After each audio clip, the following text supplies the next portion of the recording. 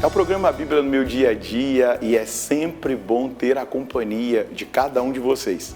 É bom saber que existe um povo interessado em meditar a palavra de Deus, em se deixar conduzir por essa palavra. Nós estamos estudando o riquíssimo Evangelho de São João e por isso precisamos estar cada vez mais atentos aos detalhes para que o Senhor fale ao nosso coração.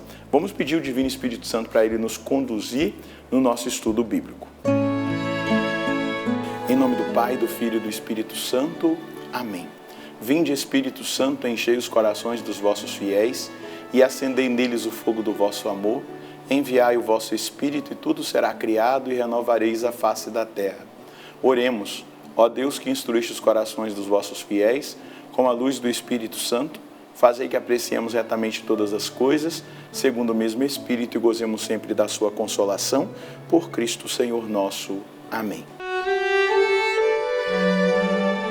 Hoje nós vamos concluir o capítulo 2 do Evangelho de São João. Então pega a sua Bíblia, o seu caderno, anota o texto que nós vamos meditar. João, capítulo 2, versículos de 23 a 25. João, capítulo 2, versículos de 23 a 25. Vamos ler o texto e depois passar cada um desses versículos diante dos olhos e do coração para colher o que Deus quer falar conosco. Estando em Jerusalém na festa da Páscoa, muitos creram no seu nome, vendo os sinais que realizava. Jesus, no entanto, não lhes dava crédito, porque conhecia a todos e não precisava de ser informado a respeito do ser humano. Ele bem sabia o que havia dentro do homem.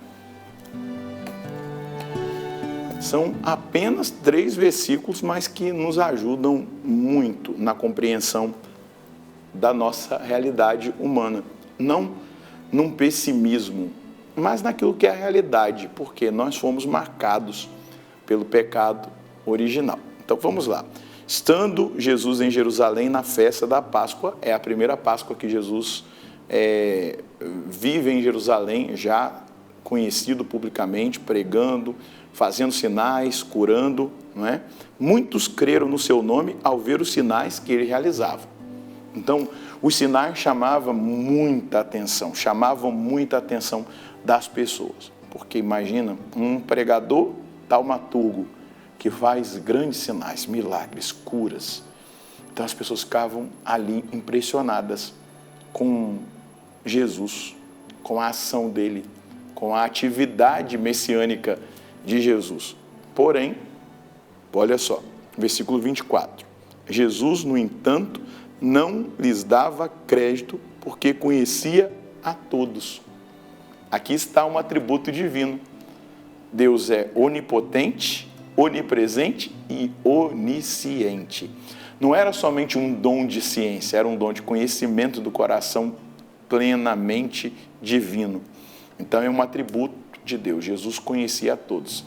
Você acha que Jesus conhecia todo mundo que estava ali na Páscoa, celebrando a Páscoa, ele conhecia por nome a família? Não, é o conhecimento a partir da onisciência divina. Ele conhece tudo, todos, a cada um de nós. Ele conhece a mim, ele conhece o meu pensamento, os meus sentimentos, agora os seus, você que está fazendo esse estudo bíblico. Então ele conhece a todos.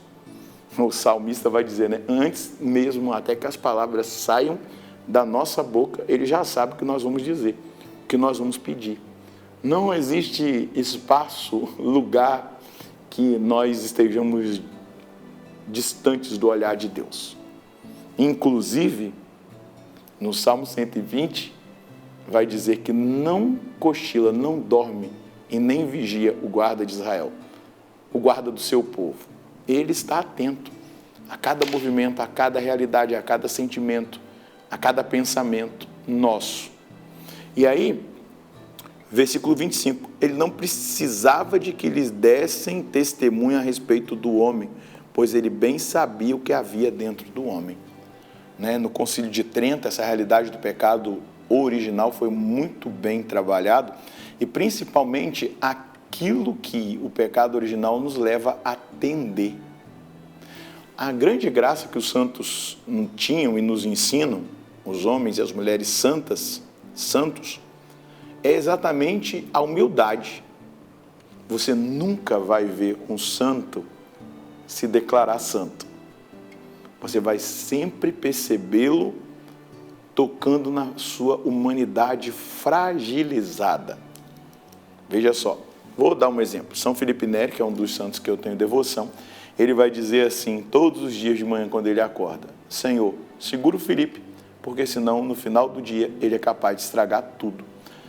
O santo tem consciência da sua humanidade fragilizada. E nós precisamos ter essa consciência.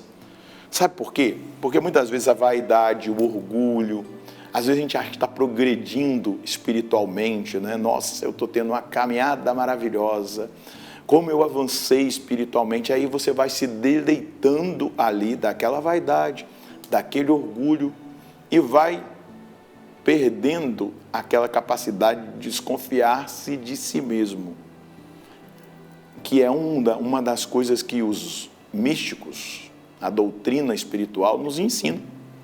Isso é negativo? Não, não é negativo não.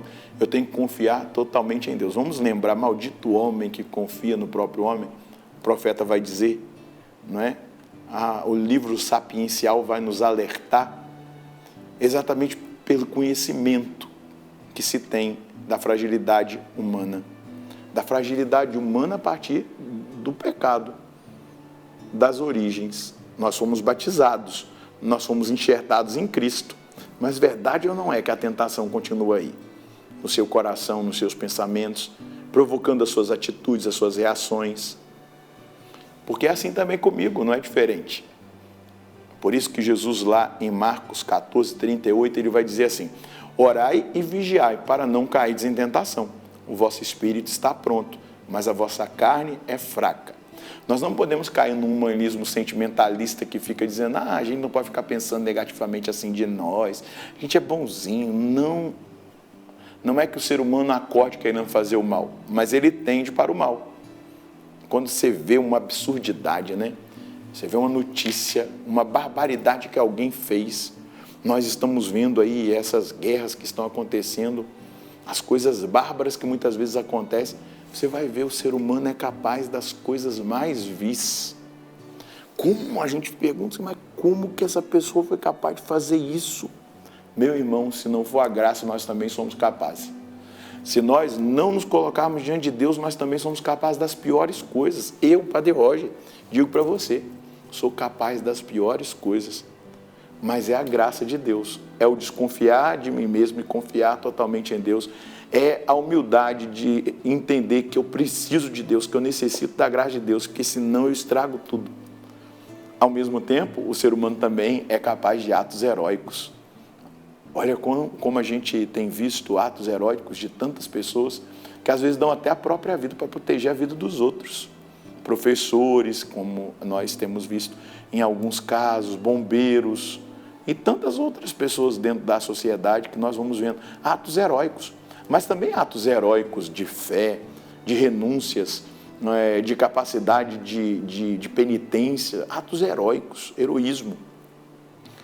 Só que isso se dá à medida que nós vamos percebendo isso, a tendência que nós temos para o mal, para o pecado, para o erro, para as coisas que não edificam, mas olhamos para aquele que nos capacita a acertar, a vencermos a nós mesmos, a vencermos o mundo, a vencer aquilo que é difícil de ser vencido por nós, porque está enraizado nas paixões da nossa carne. Uma das coisas que a gente que lida, né, eu sou padre e atendo, acompanho, dirijo espiritualmente, atendo confissão.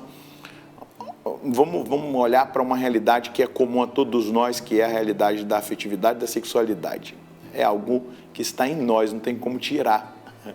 Né? Deus nos deixou com dois apetites. Um para a manutenção da vida, o apetite para a comida, para a bebida, porque se a gente para de comer e beber, a gente vai morrer. E o apetite sexual, que é para a manutenção da humanidade. Por quê? Um ser humano é gerado no ato sexual entre um homem e uma mulher. Então o apetite sexual foi deixado em nós. Quando ele é corrompido, isso vira o pecado.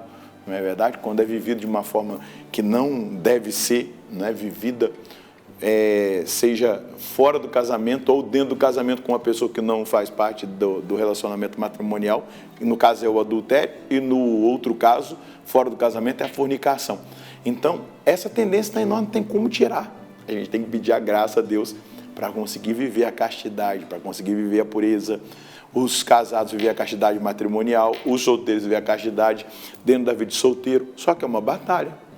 Nós necessitamos da graça. Da mesma maneira, ciúme, inveja, e a gente poderia aqui elencar uma série de coisas que nós constantemente estamos em combate. Por quê? A nossa humanidade foi ferida pelo pecado original.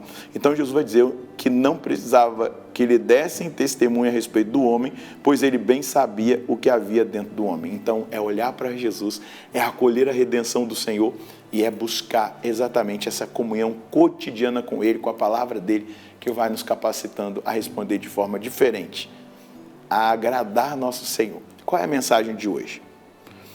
Sabendo-nos frágeis e necessitados da graça, precisamos ser realistas e seguir o conselho de nosso Senhor. Orai e vigiai para não cairdes em tentação, pois vosso espírito está pronto, mas a vossa carne é fraca. Isso exige de nós humildade, dependência de Deus e total confiança nele.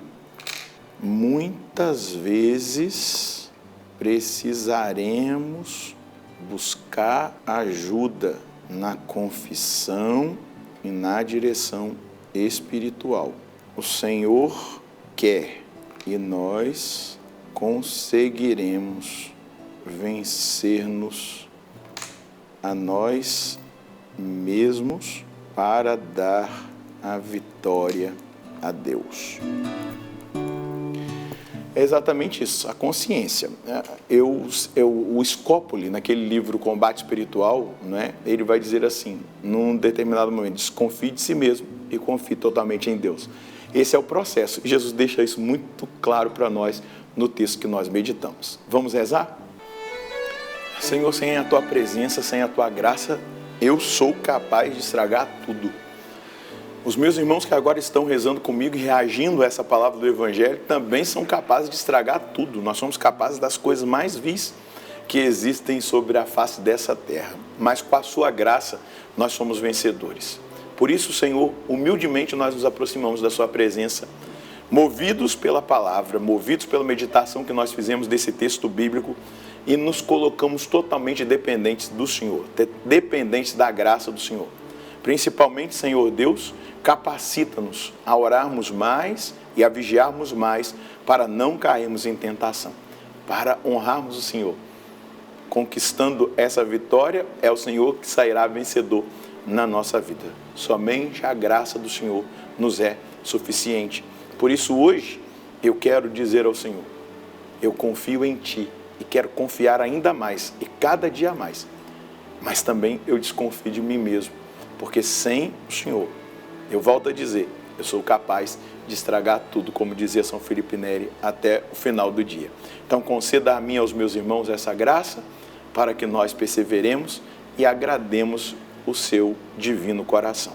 Muito obrigado, nosso Senhor e nosso Deus. Somente a graça para nos dar a capacidade, a graça de Deus, a capacidade de vencermos a nós mesmos. Dos três inimigos da alma, né, o diabo, o mundo e as nossas paixões é o inimigo mais difícil de ser vencido. Por isso, ora, vigia e confie em Deus, desconfiando de si mesmo, tá certo? Deus abençoe você, a sua família. Nós nos encontraremos no próximo programa, se Deus quiser, no nome do Pai, do Filho e do Espírito Santo. Amém.